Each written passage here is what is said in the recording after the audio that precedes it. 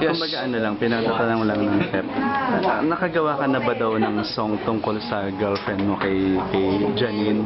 Kung wala pa, may plano ka ba daw gumawa ng song for her? At para saan yung song na yun? Nakagawa ka ng rap or song for Janine?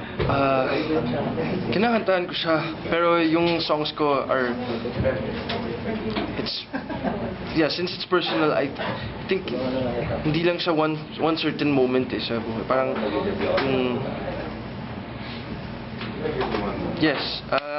I don't think I have written a song for.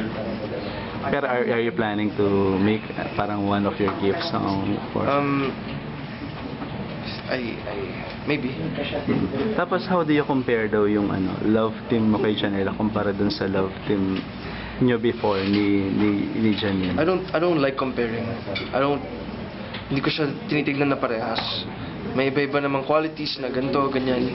Pero in the end, it's different. So it's useless to compare the two kasi iba. Pero mas madali ba daw na katrabaho yung girlfriend or yung parang friend lang na si Janela dun sa dalawa? Mas mahirap, mas madali on your... Wala yun sa ganun eh. I think nandun siya sa if ka-close mo talaga. If hindi mo ka-close yung katrabaho mo, yun ang I think mahirap. Pero if wala namang problem like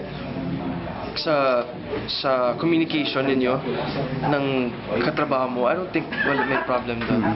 Kaya kamusta daw kayo ngayon dalawa? Is it still okay pa rin, gano'n?